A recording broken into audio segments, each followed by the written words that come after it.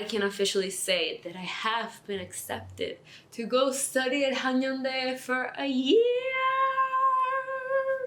I'm really composed, but I just think it hasn't really synced in. I don't know, I'm just like so used to things just seeming impossible, to always being told no.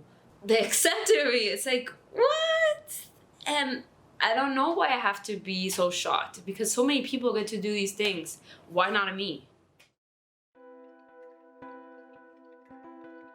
I've been waiting ever since about March 16th or 6th, till now, till June, for any news about the Gilman Scholarship. I was so nervous before seeing that email. I was just like, oh my God, I've been telling myself, hey, just be positive, believe in yourself, You've worked really hard, you've been emotionally challenged by university and all the craziness that's happened in the last year and a half. 2017 was horrible. So when I opened that email and I read it, it was like, congratulations, you're like a provisional recipient, which is, I'm on the list, I guess, of recipients, but until I provide all the documentation and all that by the deadline, it's not legit. So it's always like a process. Having been selected for the scholarship, it's like, you wrote good, you can get things in life, and you can travel. Just to have this opportunity so close, it's insane to me.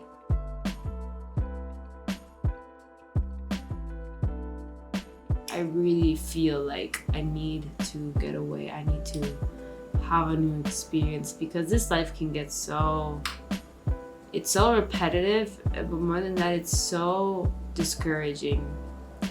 And I feel like my whole life I've been trying to be better than whatever expectations, if any, that there are for me. I feel like Korea is gonna help me a lot.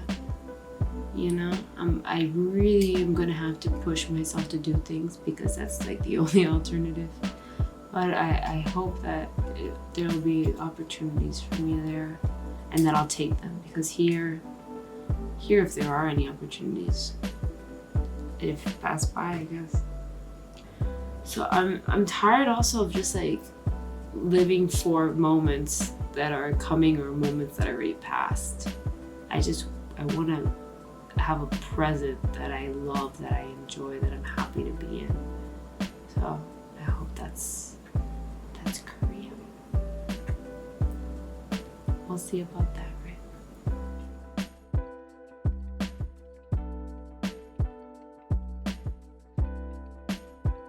After more than 24 hours between flights and airports, I finally made it to Korea. And I was not alone, because for this entire journey, I was accompanied by my best friend. My suitcase, my backpack, my little carry-on, my other suitcase, and my big suitcase, her other carry-on, her backpack. As we settled in our apartment, it was really hard to believe that this was reality. But as you'll see, it was my life for an entire year. Hanyang University is one of South Korea's top universities, as well as my home for a whole school year. I'll forever be grateful to it for giving me the opportunity to live in Seoul. Hanyang also made me come across some amazing people that I know for a fact I will meet again, but we'll really get to that later. Studying at HYU gave me the full college student experience that I was honestly lacking in Puerto Rico. Because back home, I would take the metro to school, but I also had this irrational fear of not being safe because I might get home late. So that really made me limit myself in terms of participating in extracurricular activities. However, in Seoul, living so close to campus, just like 5 minutes away, made a huge difference, because it was so easy for me to go back on site and participate in more things than I ever did in my 3 years previously at UPR. I loved Hanyang, even though sometimes I would get tired of hiking around campus and going up this insane flight of stairs. I did get a nice daily workout, that's for sure. So, today we're going to show you the lazy route of how to get to the Humanities building, which is arguably the hardest building to get to in the university. And the one we went to the most. Exactly. As a media communications and English literature student, I was really excited to see the differences between Hanyang's academic offer and my home universities. Unfortunately, I wasn't able to actually take any media courses, but on the bright side, I was able to complete my English literature minor by taking 7 English courses in total throughout my year as a Hanyang Lion. One of my favorite things about Hanyang was the different spots around campus for a much-needed snack. I'll forever cherish Pandorothy in the Humanities building and their cheap yet huge and delicious Java chip frappuccino. The view was quite unforgettable as well. A wave of disbelief washed over me every time I would see my apartment from the terrace, and I was reminded that I really was on the other side of the planet. Speaking of that apartment, I can never thank Hanyang enough for setting me up with the best dorm ever. Living in a high-end apartment complex was a super different experience for me.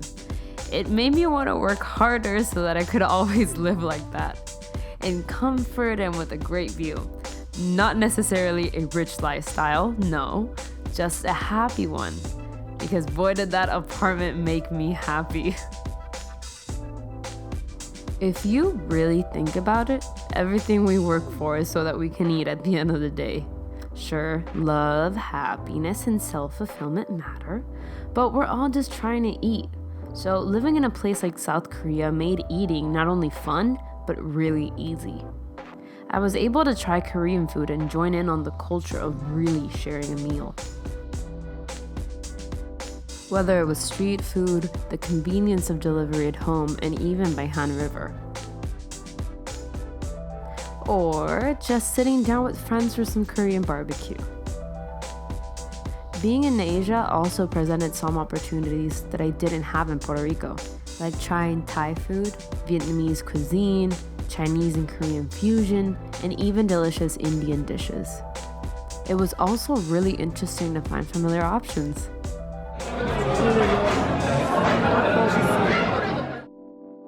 I actually went to my first Brazilian steakhouse while in Korea. How crazy is that? And I got a taste of home with some authentic Latin food. I tried amazing vegan options. What are we doing? I have no idea. There's a taste test. And it has passed. Most importantly, I never had to sacrifice treats or sweets. And I also had my fair share of cakes. In a city like Seoul, with so much movement and so many mouths to feed, it's expected to experiment and take inspiration from other cultures. So I got to check out the Korean take on pizza, burgers, and even Italian food. And I occasionally chilled at a cafe under a major record label. When I was feeling lonely, I could cuddle up with some furry friends at the nearest jog cafe. Or even a meerkat cafe. 가만히 있어 하늘이. 아이고 미끄러지고 난리야. 뒤로.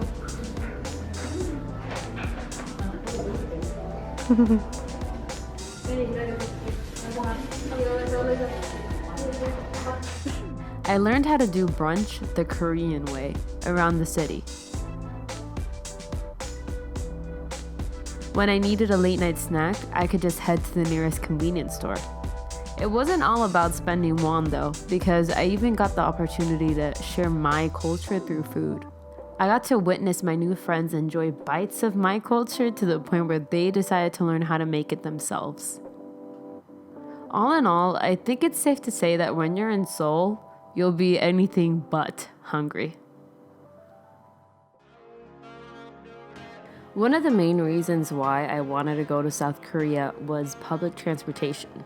I knew from research, vlogs, and a K-drama or two that the major cities in the country, especially Seoul, have accessible and easy ways to get around. Thanks to the metro and bus system's efficiency, I was able to go to different places like Vivaldi Park, which is a few hours out of Seoul. I went to Suwon thanks to the metro and took the bus to Songtan a few times to visit my friends. Thanks to KTX, I was able to get to Busan in 4 hours and took a 5-hour bus back to Seoul. I explored the publishing district of Paju every now and then thanks to the bus out of Hongdae. Yo, this is a 2-story bus. Like, look at this. It was also super easy to get to Incheon Airport by the metro, so saying goodbye to friends meant spending up to the last possible second with them. The taxi system was also really convenient, so whenever I was too tired to take the bus or the train, I could just haul a taxi on the Kakao Taxi app.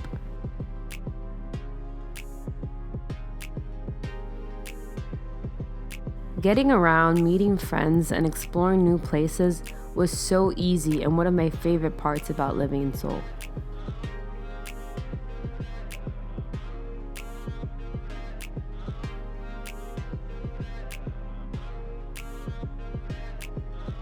It gave me a newfound sense of freedom and independence. Back home in Puerto Rico, things are quite different, so it's taken a bit of adjustment to accept that I have to depend on cars again.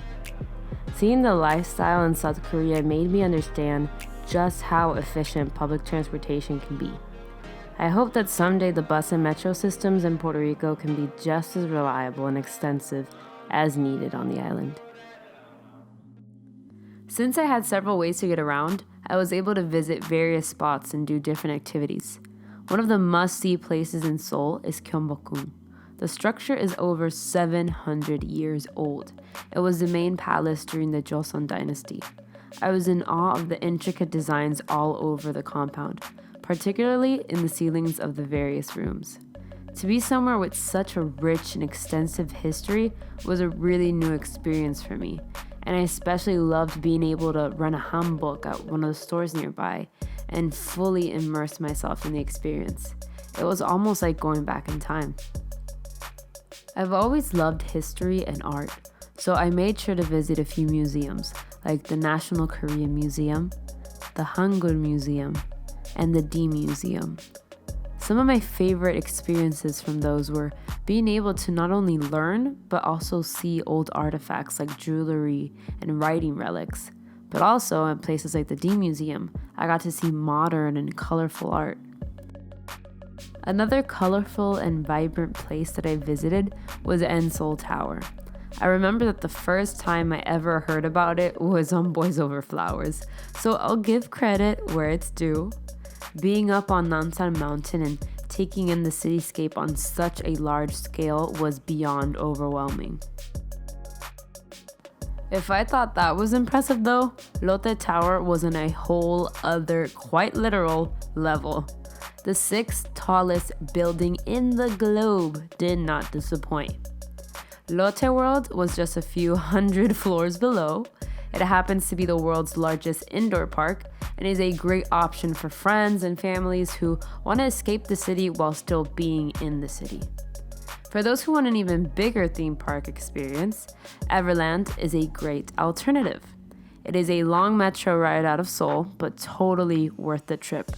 To be honest, I don't know if I even covered all of the areas of the park, but at least I had a great time with some good friends. I was able to go to places like Olympic Park, which was built to host the 1988 Summer Olympics, and the Seoul World Cup Stadium, which was built for when South Korea and Japan jointly hosted the 2002 FIFA World Cup. Bowling in Hongdae, seeing movies at the theater in Wangsimni Station, going to Han River with friends, Starfield Library, Coex Aquarium, Dongdaemun History and Culture Park, and even just walking along Cheonggyecheon were some of the more low-key things I got to do. Somehow I also ended up at Paldaemun Gate with my friends, even though I still wonder to this day if one is actually allowed to go into that isolated circle surrounded by non-stop traffic. I also got to see Hyundai Beach in Busan and stay in this super fancy Zenith apartment. At one point, I feared for my life while technically rock climbing on what was supposed to just be a hike at Gwanaksan. The view was worth it though. I got to witness the change of seasons and see the environment shift, like when I went to Hanyang University in the fall. I skied for the first time in my life at Vivaldi Park in the winter, and I saw the cherry blossoms in bloom at Sokchon Lake during the spring. Finally, I relaxed by Ilsan Lake during the summer. Because airfare and accommodations in different parts of Asia are so affordable, I was even able to take a trip to Bali while it was still freezing in Seoul. And I headed to the Thai metropolis of Bangkok with some great company. When I look back at it all and think of the adventures that I didn't even get on camera, it's hard to believe that I was able to do so much in a year.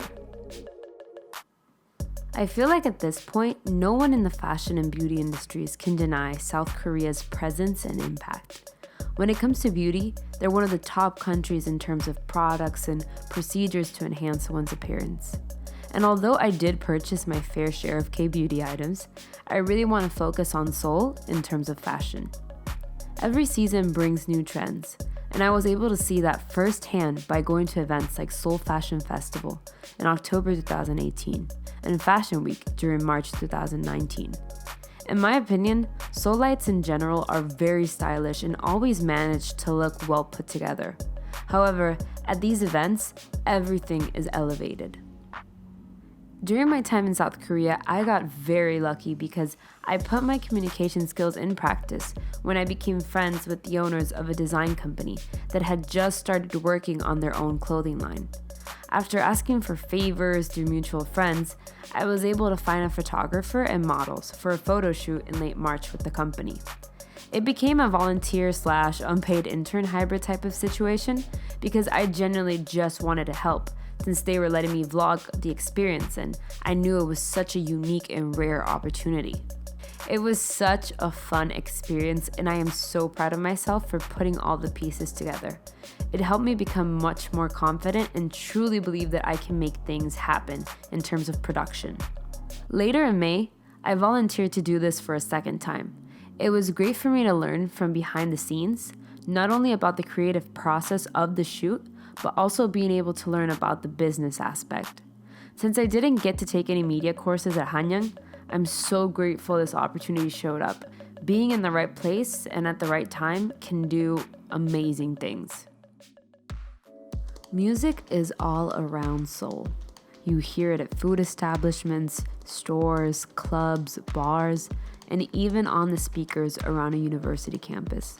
Showcase programs like Inkigayo and Music Bank are even played on long bus rides. Physical album sales are still just as important as streams, so you don't have to look too far to find a music store. And don't be surprised if you see fans buying box loads of the same album.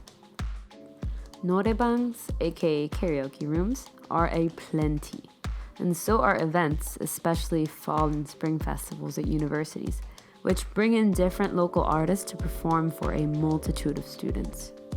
My first music event was the Fall Festival at the Hanyang Women's University, where I got to experience being squished between Korean fans of one of my favorite K-pop groups, Winner.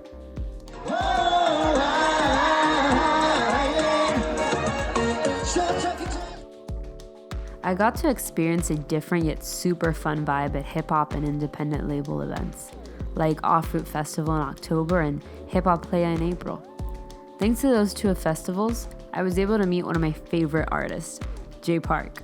I don't have a picture, but I'll always cherish the memory, especially since I named this documentary after his Seattle to Seoul tag. At Hip Hop Playa, I was able to meet some Thai rappers, like Lazy Loxy, who I admired for appearing on The Rapper Thailand, one of my favorite competition shows. I went to an album release party and had artists pass right in front of me. I also celebrated New Year's at a countdown festival. I went to a more intimate performance at Understage, where Juno Flo, one of my favorite Korean rappers, got up close but not too personal.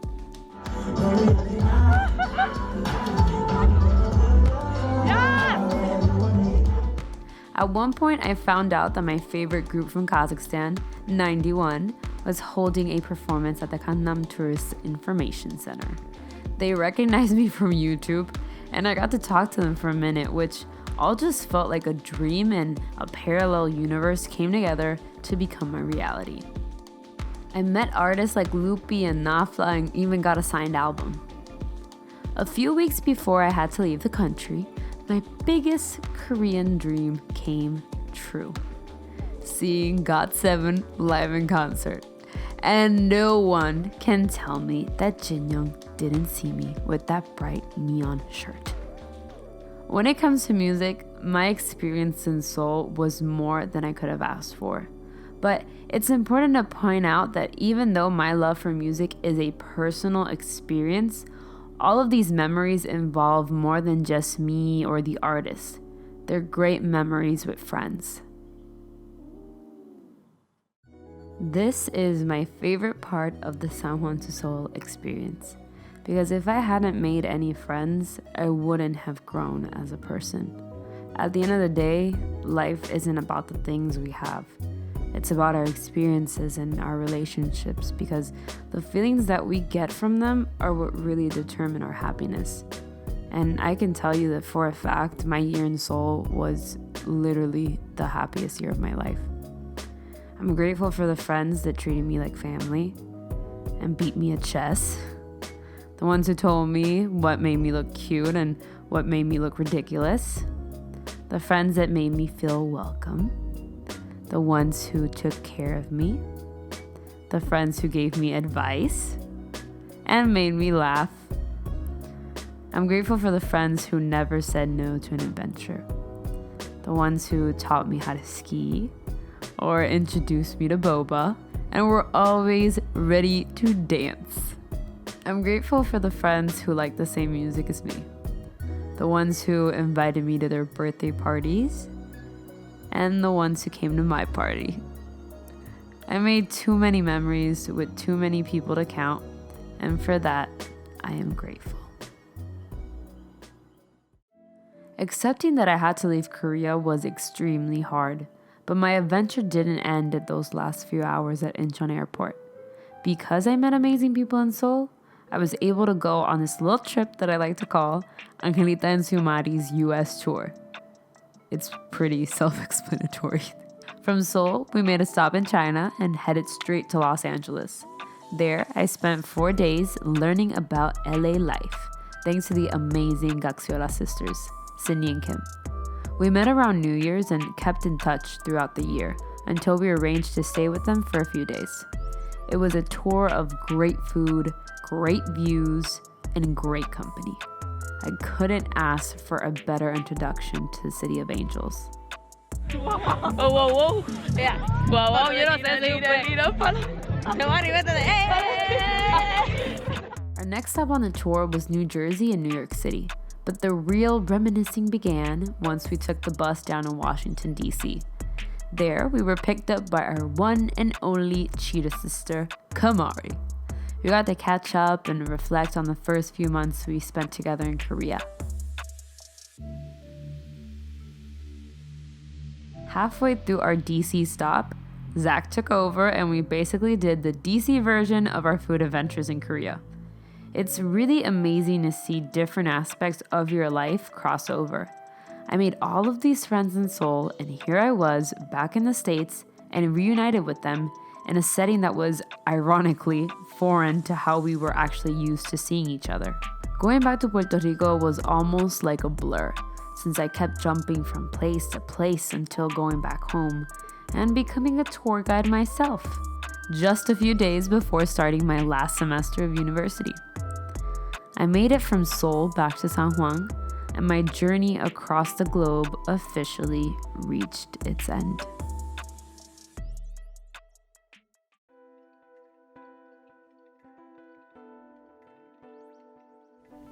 So, I have been home for 4 months.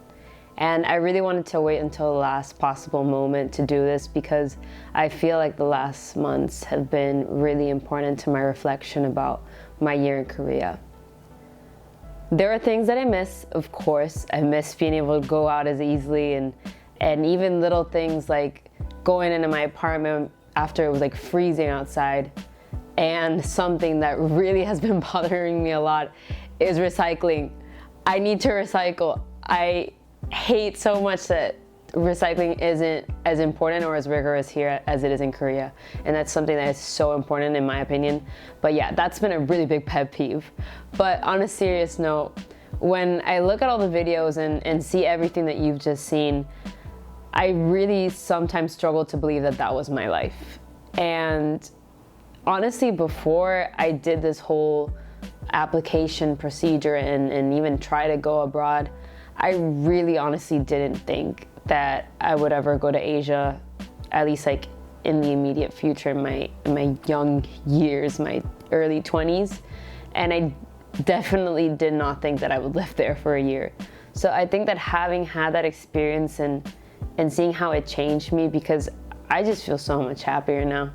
I feel like I'm more at peace with who I am and what I want for my life in terms of happiness. And I've seen so much that a lot of people don't get to see in a lifetime. And I saw that in a year, so all I can do is be grateful. And I feel like that's the perfect word to summarize how I feel. You know, not only am I grateful to life and the people that I met and everything, but I'm so grateful for institutions like Hanyang or my university, University of Puerto Rico, Rio Piedras. I'm really grateful to ISEP, and I'm super grateful to the Gilman Scholarship because it really helped me, particularly with tuition in my first semester at Hanyang. But I just want to stress the importance of promoting institutions and programs like them, or like these, and really doing our best to protect them, because they give people that honestly feel like they don't have a way out an opportunity. And that opportunity for me, best year of my life, hands down. And it taught me so many lessons that I know I was never going to learn here. I was never going to learn locked in my room, which was my reality for a lot of years. So I'm just really grateful. That's the point of it all. I'm really grateful. And if anyone feels like they can relate to my situation where they feel stuck, they feel like there's just no way out, do your research, believe in yourself, believe in your skills, because there are options and there are opportunities. So don't be afraid to take them.